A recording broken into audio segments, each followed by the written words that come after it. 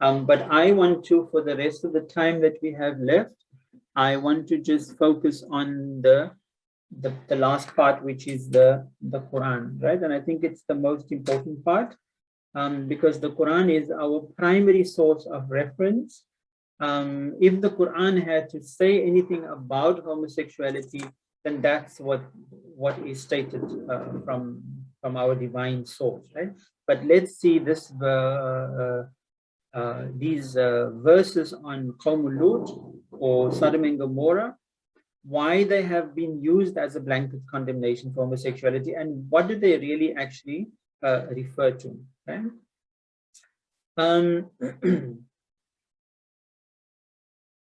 I think that the first thing we have to understand is that the verses on Qawm Lut, or the people of Lot, there are more than 90 verses in the Quran. They are spread in among over 10 different chapters, and you would have to paste all these verses together to almost like a puzzle to paint the picture of what really happened in Sodom and Gomorrah, right? So you cannot just take one verse. I mean, out of these more than 90 verses, there are only 3 verses that talks about sexual encounters between males. And so you can't say that the whole story of Sodom and Gomorrah is about these 3 verses. What about the other 90 verses, right? So let's first see whether this place actually existed, because there are still some people who believe that Sodom and Gomorrah is just a myth. But according to the Quran, they existed around the Dead Sea. وَإِنَّهَا لَبِسَبِيلٍ مُقِيمٍ, and you will find them, these cities, at a permanent road. Now, if you look at what are the permanent roads that are still existing in Israel today, it is the Route 90 and the Route 65, who are that is the main 2 arteries of travel and transport that are still existent today. But the Quran clearly said that these cities were situated along the Arab valley, right? Or so the Arabs or the Arab villages, and the Arab used to pass these villages on this Route 65 towards Syria with their trade, right? So we know that these cities existed on the eastern side of the Dead Sea. And this is an interesting hadith where the Quran says, إِنَّكُمْ لَتَأْتُونَ الرِّجَالِ وَتَقْطَعُونَ السَّبِيلِ, that you used to approach men and you used to cut off these highways. So what happens if we look at the story that's told to us in the Bible, that these men, they used to cut off the highway, right? Rob the caravans from its merchandise, and they would humiliate the men by molesting them, and then strip them naked of their clothes and send them off in the desert naked. And that was a death sentence, because you don't come out alive naked in the desert, right? So so this is the same highway that the Quran is referring to. Here you can see that a more modern map of the Bible. The older maps, some of the older maps have shown the cities on the western side of the Dead Sea, but now also agreeing that these cities, you can see there where those 5 blue stars are, that these cities were situated on the eastern side, towards the foot of the or the tongue of the Dead Sea.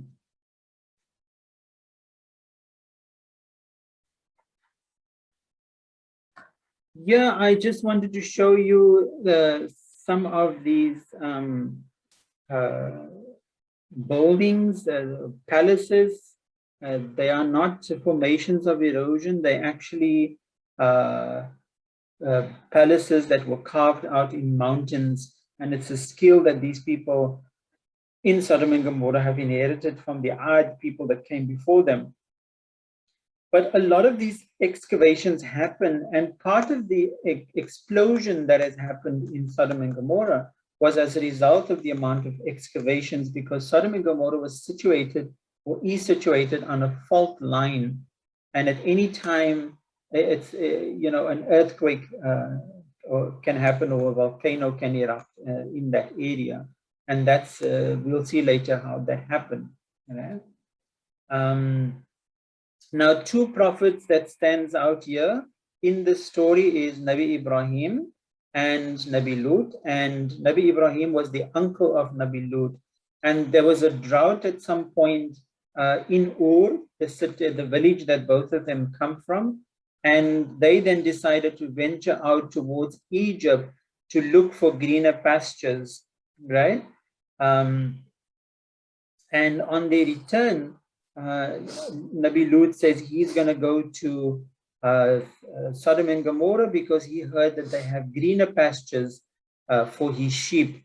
So he then left with his sheep to go there. And this is how he landed up there as a foreigner in Sodom and Gomorrah. But they respected him because he was the relative of the big patriarch, which was Abraham, right? So here you can see some of those carvings that happened. You can imagine if you mess with the crust of the earth, you know, what could possibly happen. There's some more examples. And the one at the bottom, you see there, they are called Zigirids. They're actually temples for idol worshipping. And there were quite a few of these in Sodom and Gomorrah for worship of different gods, which is also, it's also important in the story, right? Archaeologists have discovered quite a few things over the years, enormous cemeteries that indicated that these were, Sodom and Gomorrah were not just a bunch of homosexuals, happy homosexuals. It was actually a civilization of males, females, women, children, and so on. The kind of pottery that was discovered there and the minerals just showed that you know, they were quite a wealthy civilization, and also that some of these things that were growing that could not have possibly grown there because of climatization. So indicating that there was a lot of trade that happened between Sodom and Gomorrah and other cities. The size of the corpses also showed that these people ate well, right? So they had good food. A complex irrigation system, so they were very skilled as engineers and architects, right? There's another ziggurat, temple-like structure. The picture at the bottom, I just threw in there for fun. Believe it or not, some people still think that that's the wife of Lot that turned into a salt pillar. And sometimes I think God has a great sense of humor. There's a list of some of the major gods that they had. So they had a god for everything, the god of the sky, the god of the sun, the god of the rain, you know. But the most important god in our study is Ishtar. She was the goddess of love and war. And it was in her temple that men would have sex with other men, right? So these orgies were designed around idolatrous worship, right? So again, it's nothing to do with sexual orientation. It was an idolatrous practice, right? I don't know, some people mentioned to me that in Satanist worship also that some men have to have sex with other men. I'm not too familiar with that. One of the major atrocities that the people of Sodom and Gomorrah committed was slaying their firstborn child, right? And they used to consider this as the highest form of worship or offering to the gods, right? So, you know the story of Nabi Ibrahim having had to sacrifice his son because Nabi Ibrahim lived in that particular period. And he also understood at that time, as he was growing up, that this was part of the culture and that he also had to sacrifice his son, right? But then Allah says here clearly that that was an injustice that they have done towards their children.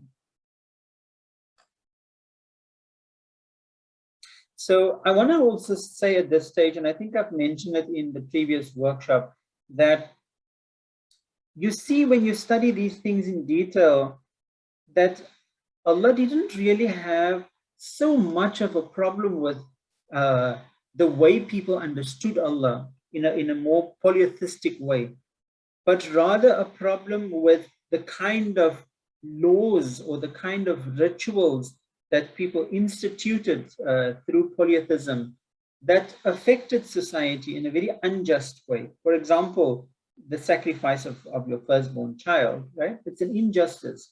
So that is what Allah is speaking out more than how people perceive Allah. The Greek historian Herodotus, he said that one of the worst customs of the Babylonian period was temple prostitution, that every woman had to offer her virginity to Ishtar in order that she can become pure, right? Now, it's important that we look at the words, right?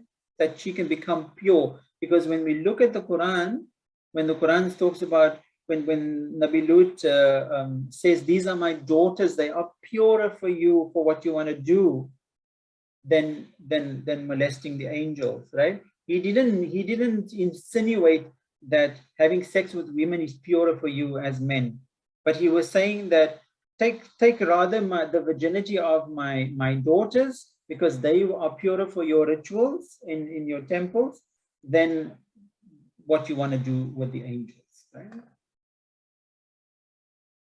So when we look at the Bible tells us what kind of people they were: arrogant, overfed, didn't care about the poor and the needy. They were inhospitable. They went against the hospitality law of Nabi Ibrahim. They were fornicators.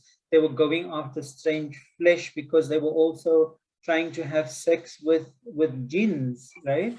And to get power from the jinns, right? So they were power-hungry civilization as well. We look at the Jewish tradition. They further tell us that they were proud of their numbers, the extent of their wealth. They were impious towards the divinity. They hated foreigners, so they were a xenophobic society, right? They were also a very capitalistic society. The rich was getting richer and poor getting poorer. They were haughty. They were greedy and cruel. So hence the robbery on the highways. There in the Midrash, you see the story of them related by Rabbi Joshua about sending off these men naked in the desert after they have molested them. Right? So again, we may not have time to reflect on these questions. But I think it's important that just in your head to just see if you can list some of the atrocities that you can remember from what I've been mentioning now about Sodom and Gomorrah. And maybe just jot it down. There was the robbery, there was the temple prostitution, there was the slaughtering of the firstborn son, there was the orgies that happened in the temples of Ishtar related to idolatrous worship. There was the xenophobia, right? The hatred for foreigners. There was the attempted rape of the angels. And the list goes on, right? But if you look at all these atrocities, then you need to ask yourself, is any of these atrocities related to sexual orientation or gender identity? And I'm sure you will all agree that none of them is related, right? So the sin of Sodom and Gomorrah was not homosexuality. The sin of Sodom and Gomorrah was not sexual orientation or gender identity, but the sin of Sodom and Gomorrah was the abuse of power and privilege. Now, again, if you go through that list of atrocities, every one of those atrocities speaks to the abuse of power and the abuse of privilege, right? So the lesson then that we get out of the story is, how do we deal with power? And how do we deal with privilege? And sex is only one instrument of power, right, that we can abuse. and because people can, because it's such a sex is such a powerful, or sexuality is such a powerful thing that people can abuse it. Religion is another powerful thing, people will abuse it, right? And very interestingly, if I flash the verses for you from the Quran, the last verse that sort of completes the puzzle is where Allah actually mentions, and Allah says that Allah is the most powerful, right? So kind of these final verses from the Quran kind of sums up the story and saying that the story was about power, and see what Allah does to people who abuse power, right? So this is how they got destroyed eventually. Right, so I'm just going to now flesh some of these verses to you in the form of a story, right? So one day some of the angels appeared in human form. They first came to the Prophet Ibrahim to give him the glad tidings that his wife, after having tried for a long time, that she will have a son. And then they mentioned to Nabi Ibrahim that they are going to go to destroy the cities on the plain, which is not just Sodom and Gomorrah, but it's also, and the Bible mentions these 5 cities: Sodom and Gomorrah, Admah, Zor, and Zeboam, right? And the Quran doesn't mention them by name, but later on the Quran talks about the Madian people, the people of the wooden dales, that they were also destroyed. So all these cities around the plain was destroyed within this big explosion. So the angels came to announce this to Nabi Ibrahim, right? And Nabi Ibrahim then was concerned about his nephew Lut and his family. And the angel said, don't worry, we will save them first, and then we will destroy the cities. And every time, when the Quran mentions this in different parts of the Quran, Allah says that we saved Lot's family, but not this woman, right? It doesn't say his wife. It says, but not this woman. I don't know, maybe marriage laws were not instituted at that time as it is today. But the symbol of this woman, is nothing to do with being a woman, but being an unfaithful partner, because she betrayed her husband, right?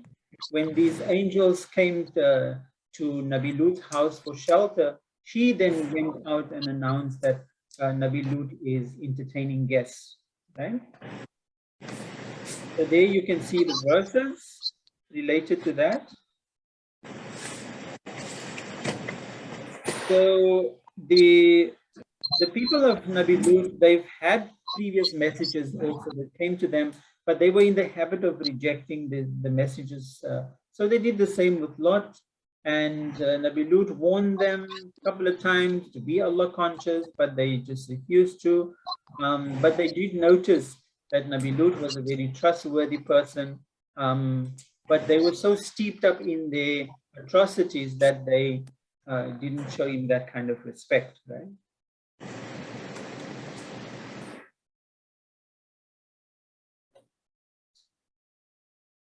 Right. If you look at these verses and you look at the words in red, it kind of gives you an indication of the atrocities, right? The selection of words. Fahisha. Fahisha is open lewdness, right? It's public indecency, right? Ta'malul khaba'ith, right? To do ugly things that are open, practice indecencies openly. Al-fahishatu wa antum tubsirun, right? You are looking onto this, you can see the effects of your actions, but you still do it. So in all of these verses, it speaks of public immorality or indecency. And a homosexual act is something that's private, right? Between two people.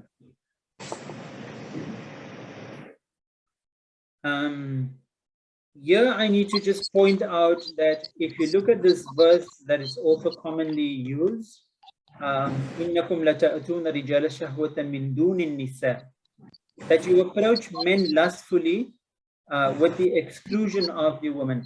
Can I just ask, somebody's microphone is on? Can you all just switch your microphones off because it's giving feedback?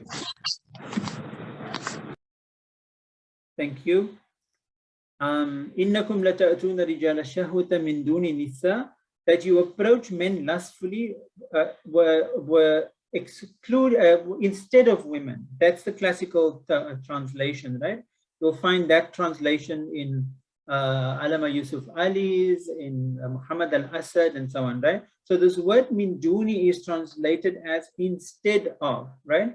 But if you look at min duni in the Hans Wehr dictionary over here, min duni there at the bottom, you can see it means without or with the exclusion of. And that is more historically correct, because what men did is that they did have sexual encounters with other men, but this was not the problem. The problem was that you allowed yourself this privilege, right? But you were not allowing your women their bodily rights. They had no choice about who they wanted to sleep with, because you forced even them to give their virginity to Ishtar. And who broke their virginities? It was these men who were lining up in the temples. They paid a handsome tax to the priest, and then they could choose which woman they wanted to have sex with, right? So it was all for the pleasure of men. So in that context, we have to look at this verse. The Quran doesn't here offer a choice and say, instead of having sex with men, you should be having sex with women, right? And the next one there at the bottom, it says, "Atatuna dhukrana min al-alamin," right? Now, the dhukran are males who identify as males. They are the penetrators, not the penetratees, right? Am I saying that right? The other way around. In any case, they are the active party in a sexual relationship. They don't want to be penetrated, right? But you go to these men to humiliate them and penetrate them, right? So that is why the Quran specifically used the word "atatuna dhukrana min al-alamin," right? Out of all the people that you could possibly have approached sexually, you approach these men who identify as men and do not want to be approached. So it is a humiliation for these men. Okay? And the next one, وَتَأْتُونَ فِي نَادِيكُمُ الْمُنْكَرِ. So these nadi, that is the temples, right? And so they even their worship was just for pleasure, right? These orgies and these temple prostitutes that they've instituted in the temples. Right?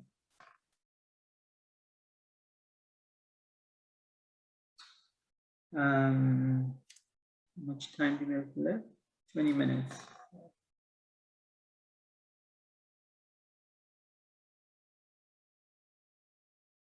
Okay, I just want to go to the most important ones. Here again, you see the response that Nabi Lut has towards his people, and he says to them, "Wala tahzuni," right? Do not disgrace me or do not dishonor me. And in the next verse, or in another verse, it says, and let me see if it's on the other side. Yeah, la takhzuni, and in another verse it says la tafdahuni, which also means not to disgrace or to dishonor. But the classical translators translate that both as just dishonoring, right? But here we can clearly see the word fadaha, right? It's more to do with a severe kind of humiliation, such as ravishing, violating somebody, or raping somebody, right? So, at the point where these men wanted to molest the angels of Allah, and Nabi Lut is in this catch-22 because he's trying to protect his daughters on the one side and these angels. He says, "Falat of the honi," right? So don't try to molest these men or rape these men. that will be a humiliation for me, right? So I just think that in the way we translate certain words of the Quran, we can sometimes lose the meaning of it, right? Let me just go back. Right. This is also an important verse here at the bottom. قالوا لقد علمت ما لنا في بناتك من الحق, right? When these men came to the house of Nabi Lut to demand that he should give up these guests with the angels of Allah, he says, you know, هؤلاء بناتي هن أطهر لكم, right? These are my daughters, they are purer for you, right? For your temples. And then this man said in return, وَلَقَدْ عَلِمْتَ مَا لَنَا فِي بَنَاتِكَ مِنْ حَقٍّ. You know that we have no right over your daughters. Why today, when we have come for something else, you are telling us that we can have your daughters? And the reason why this verse is in the past tense, alimta, it means that there was conversations that happened between these men and Nabi Lut about his daughter. So every time they came to Nabi Lut and asked, when are you going to give your daughters for temple prostitution? And he sort of deferred them every time. Now they're kind of saying you're in a catch-22 and you want to now offer your daughters now. So that should also be looked in that context. Okay.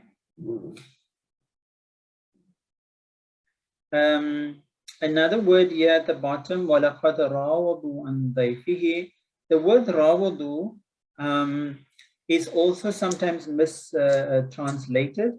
If you look at other places where this word rawadu appears in the Quran, it is when Zulaykha wanted to molest Nabi Yusuf, right? She pulled him and she tore his shirt from behind. And the same word rawadu. So we know in this context that rawadu has something to do with molestation, right? It's not just wanting to snatch away his guests or these fancy words that some of these classical scholars have decided to use.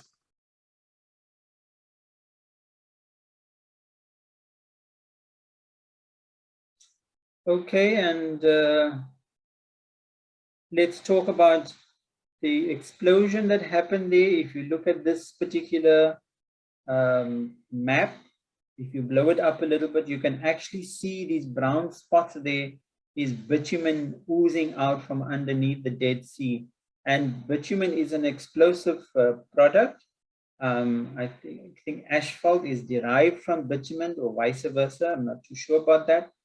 But in any case, asphalt was one of the main commodities of trade for Sodom and Gomorrah. It was as important as petrol and oil is to the Arabs today, right?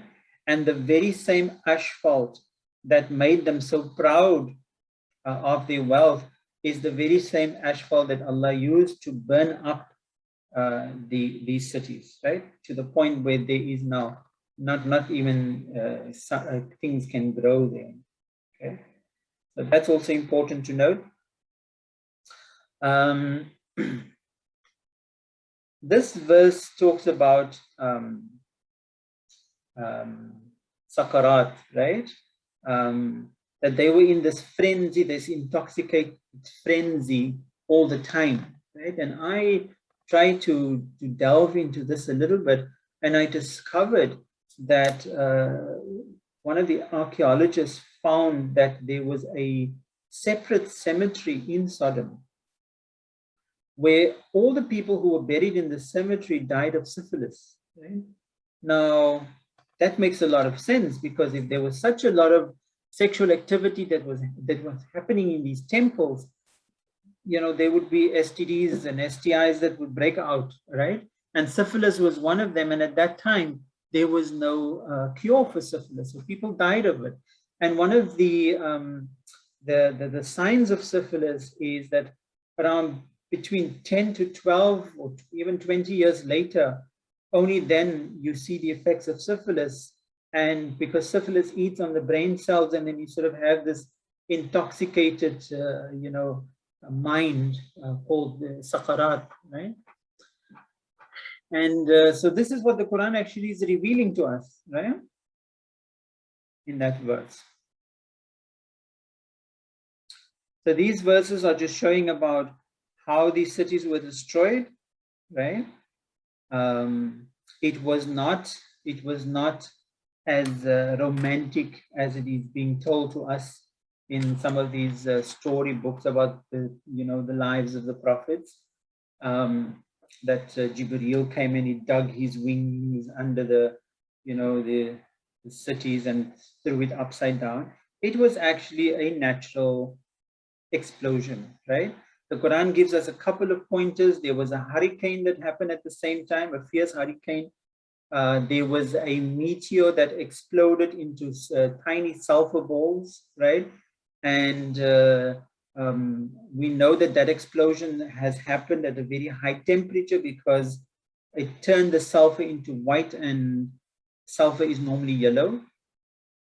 And then the asphalt also burned up from underneath. So there was explosion from the top and at the bottom, the volcano eruption at the same time, right?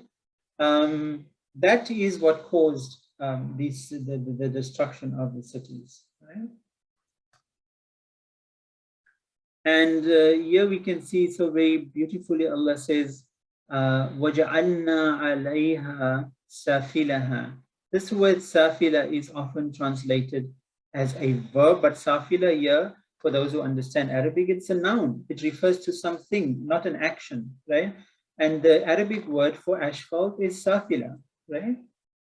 And so it was the very same riches that Allah has used that gave them so much of pride that Allah has used and threw it upside down on top of them. This you can read on your own about these sulfur balls that were discovered there. There is the fault line. It could cause earthquakes and volcanoes at any time. Right, and there's the final verse at the bottom there where Allah says, in this story there is a sign, though most of them will not believe in it, and your Lord is the all-powerful, the infinitely merciful. So the reason why Allah reminds us about that Allah is all-powerful is that if you are going to abuse your privileges and your power that Allah has given you, Allah can also take it away, right? And Allah is infinitely merciful. It shows in the story that how a handful of believers were saved before Allah has destroyed the people because they had faith, right? And so Allah turned toward them in mercy. And that, in a nutshell, I hope it was a nutshell, is the story from a Quranic perspective. So as you can see, the story has got nothing to do with sexual orientation and gender identity, but it's got more to do with a bunch of men behaving badly, a bunch of patriarchs behaving badly, and abusing privilege and power, where sex was just one tool of abuse of power.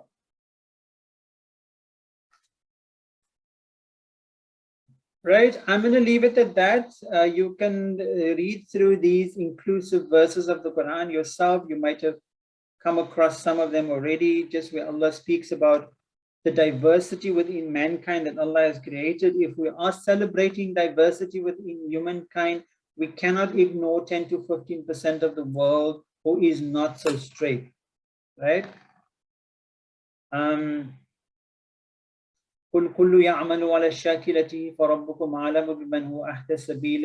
Everyone acts according to their own natural inclinations, their own predisposition, the way Allah created them, right? And you cannot use that to judge people. Allah says, Allah knows best who is guided on the way, right? So if you can relate that to the Nabi Muhammad Sallallahu Alaihi Wasallam's response to the Muhannath, who, although he was Muhannath, he was different from society. What stood out for the Prophet was the fact that he was praying, right? not that he was diverse, different from others. So again, we cannot judge people based on their physicalities or the characteristics. Even Allah says that Allah judges people based on Allah consciousness.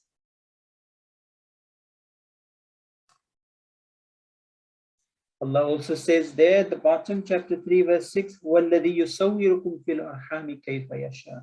Allah says that I'm the one, I design what I wish within the wombs, right? So we see now today when we study what happens in the womb, we see hormonal influences, right? We also see, there's a study also about the woman's mood, or not quite sure what it's called, at the time when she is pregnant, can also influence or has an effect on the hormones at the time, right? And so a diversity of creation beyond the binaries of male and female gets created even within the womb, right? وَمِنْ آيَاتِهِ أَنْ خَلَقَكُمْ مِنْ أَنفُسِكُمْ أَزْوَاجًا لِتَسْكُنُوا إِلَيْهَا. Allah doesn't say I created male and female for you. Allah says I've created for you partners from your own kind, min anfusikum, right? So that you may cohabit with them and you can create love and mercy between the two of you. So therefore I say that if there is a possibility for two males or two females to show love and mercy and to build this love and mercy between two people in a relationship, then that is part of the signs of Allah, right? That we cannot deny. Right, and I think the conclusion you can just read there for yourself. Maybe I'll take one or two questions or a comment if there is any.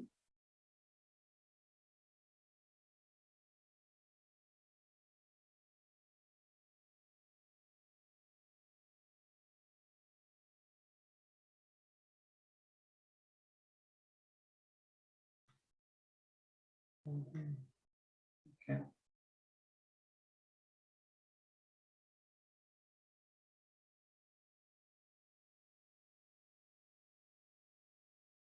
Okay, there's a question about the angels, that they can be touched and interacted with physically.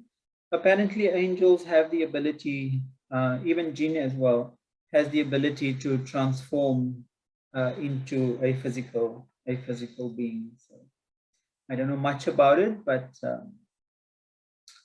that is the possibility.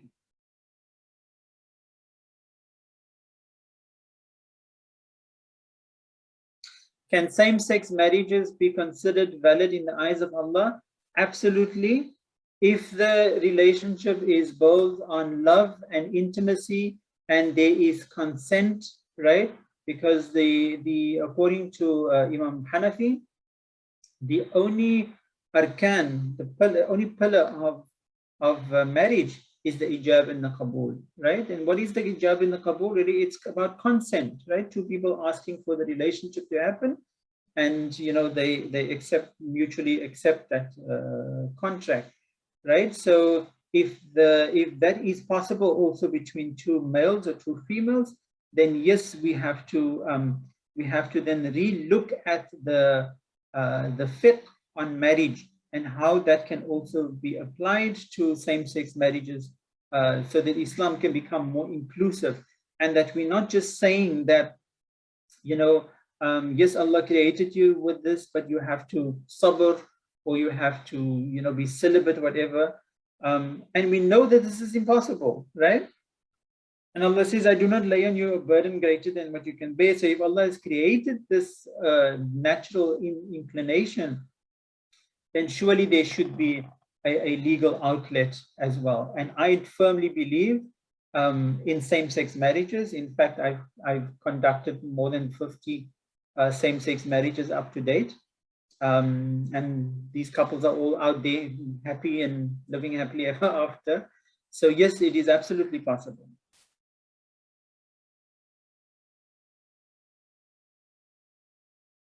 Thank you so much. Through this workshop, I've learned a lot. I will go through the slides when they are available to us. Inshallah, I will make them available soon. Yep.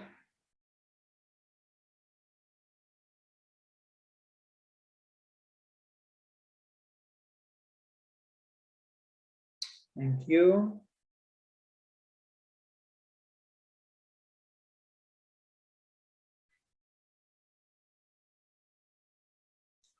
I've also understood that people were taken against their will to Ishtar's temple. If this is the case, as some think, then the story of the Quran is even more clear. Absolutely.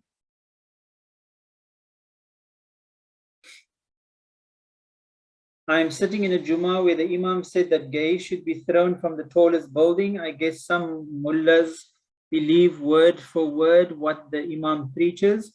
I guess in South Africa, they now steer away from hate speech more often now. Well, not just in South Africa, in many Western countries, I would say. And yes, the whole idea of throwing people from the tallest building, that only came from that from the Abu Bakr's time, when there was these two men that had sex with each other, or it can also be interpreted that they wanted to get married to each other because they used the word naqaha.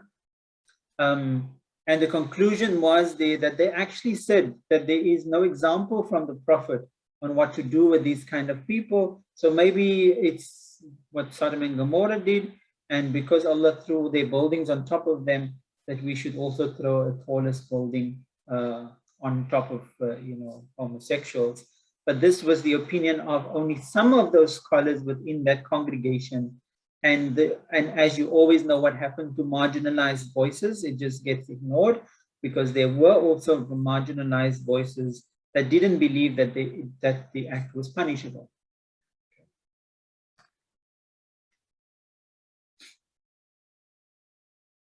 I think of bringing up in traditional views of gender, man and woman, traditional role and husband, absolutely right. Okay, I think that's all that we have time for. I hope that there's something that you could have taken out from today's workshop.